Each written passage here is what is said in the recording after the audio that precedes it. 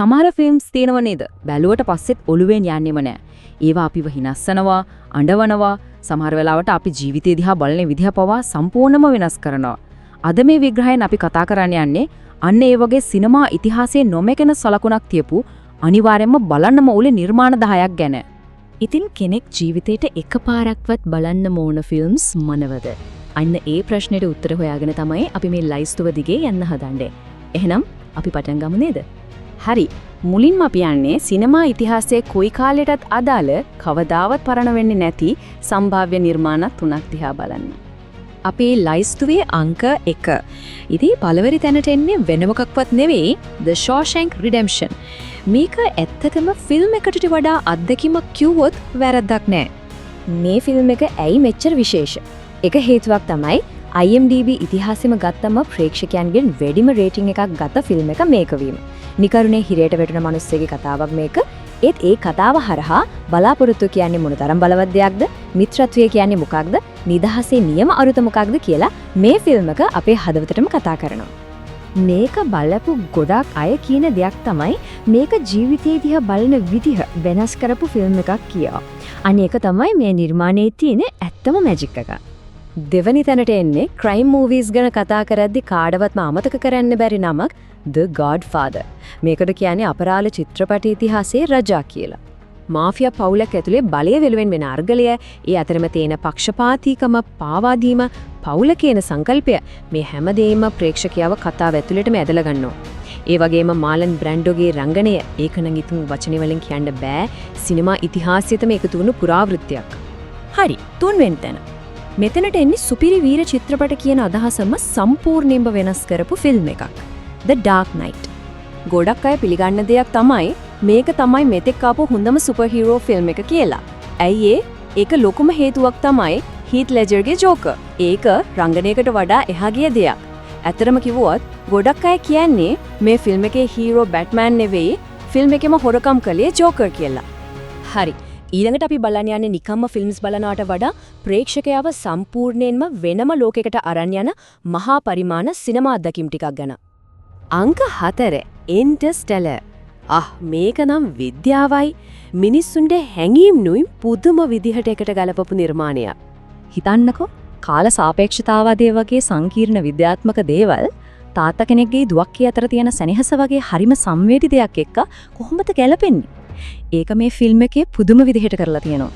අනික ඒකේ අවසානය ඒක නම් මුළුව විකාර වෙන ඒත් එක්කම පුදුම දෙයක් ඉතිරි කරන එක. අපේ ලයිස්තුවේ 5 වෙනියට එන්නේ ලෝකයක් ආදරය කරපු ඒ වගේම ලෝකයක්ම අඬවපු කතාවක්. ඒ තමයි ටයිටැනික්. ඇත්තටම වෙච්ච නැවක් ගිලුණු ඛේදවාචකයක් පසුබිම් කරගෙන සදාකාලික ආදර කතාවක් කියනවා. ජග්ගේ රෝස්ගේ ආදර කතාව. ඒකේ තියෙන දුක මේ ෆිල්ම් එක බලලා අඬුවේ නැති කෙනෙක් හොයාගන්නත් අමාරුයි. 6 වෙනි තැනට එන්නේ ඉතිහාස කතාවලට ඇක්ෂන් වලට කැමති ඕනම කෙනෙක්ගේ හිතේ රැඳෙන ෆිල්ම් එකක්. Gladiator. Are you not entertained? මේ දෙබස හැද්දිම මතක් වෙන්නේ මේ ෆිල්ම් එක. පාවාදීමකට ලක් වෙලා, වහලෙක් බවට පත් වෙලා, පඩි ගැනීම වෙනුවෙන්ම සටන් බිමට එන රණශූරයෙක්ගේ කතාව ඒක ප්‍රේක්ෂකයාව පුදුම විදියට කතාවට ඇදවැද තියාගන්නවා. හරි, දැන් අපි එන්නේ අපි අන්තිම කාණ්ඩයට. මේවා නිකම්ම බලලා අමතක කරන ෆිල්ම්ස් නෙවෙයි. මේවා බැලුවට පස්සේ දවස් ගාණක් යනකල් ඔළුවේ දුවන, අපිව ගොඩක් දේවල් ගැන හිතන්න පොළඹවන නිර්මාණ. 7 වෙනි තැනට එන්නේ බලලා ඉවර වුණාද පස්සේ ඔළුව හොඳටම අවුල් කරන ඒත් ඒ අවුල් ඇතුළේම පුදුම සතුටක් ඉතුරු කරන ෆිල්ම් එකක්. Inception. සිහිනයක් ඇතුලේ තව සිහිනයක්. මේ වගේ සංකල්පයක් මත ගොඩනැගුණු මේ කතාව ඇත්තටම ඇත්ත මොකක්ද, අපි දකින්නේ මායාවක්ද කියන ප්‍රශ්නය අපි හැමෝගෙම අහනවා. විශේෂයෙන් මේකේ අවසානය. ඒක ගැන අදටත් ලෝකෙ වැටේ මිනිස්සු තර්ක කරනවා. අංක 8ට එන්නේ ෆැන්ටසි චිත්‍රපට ලෝකයේ රජු කියලා කීවෝඩ් වැරදි නැති නිර්මාණයක් The Lord of the Rings The Return of the King. හොඳයි නරකයි අතර වෙන මහා සටනක් තමයි මේකේ තීරණය. ඒත් ඒ මැද්දෙන් මිත්‍රත්වය, ධෛර්යය වගේ දේවල් ගැන හරි අපූර්වට කියලා දෙනවා. නිකම්ම නෙමෙයි, ඔස්කාර් සම්මානය 11ක්ම දිනා ගනිමින් ඉතිහාසගත වුණු විශිෂ්ට කෘතියක්. 9 වෙනි තැනට එන්නේ බලන ඕනම කෙනෙක්ගේ හිතට පුදුම උණුසුමක් ගේන හරිව සරල මිනිසෙක්ගේ අසාමාන්‍ය කතාවක්. ඒ තමයි Forrest Gump. Life is like a box of chocolates. ජීවිතේ හරියට චොක්ලට් පෙට්ටියක් වගේ. මේ ප්‍රසිද්ධ කියමනෙන් මුළු ෆිල්ම් එකේම අදහස කියවෙනවා. ආදරය, දෛවය, ජීවිතේ අපි නොහිතන විදිහට ලස්සන වෙන හැටි. මේ හැමදේම ගැන මේ ෆිල්ම් එක කතා කරනවා. හොඳයි. අපේ ලයිස්තුවේ අවසානයට දවෙනි තැනට එන්නේ මනෝවිද්‍යාත්මක ත්‍රාසජනක චිත්‍රපට ඉතිහාසයේ සන්දිස්ථානයක් වගේ නිර්මාණයක් The Silence of the Lambs.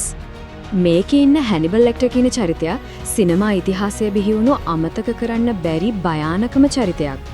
බලද්දි හිතට බයක්, අපහසුතාවයක් දැනෙනවා තමයි. ඒත් ඒක ප්‍රතික්ෂේප කරන්න බැරි තරම් විශිෂ්ට සිනමා අත්දැකීමක්. ඉතින් ඔන්න ඕකයි මේ විශිෂ්ට නිර්මාණ 10. හැබැයි මේක නිකම්ම ලයිස්තුවක අවසානයක් විදියට විතන්න එපා. මේක කෙනෙක්ගේ සිනමා රසවින්දනීය අලුත් ගමනක පටන් ගැනීමක් වෙන්නත් පුළුවන්. බලාපොරොත්තුව, බලය, වීරයත්වය, ආදරය, පරිගැනීම වගේම මනසේ ගැඹුරුම තැන් ගැනත් කතා කරපු මේ ෆිල්ම්ස් 10 ඇත්තටම හැමෝම ජීවිතයේ එකපාරක්වත් අනිවාර්යයෙන්ම බලන්න ඕන නිර්මාණ.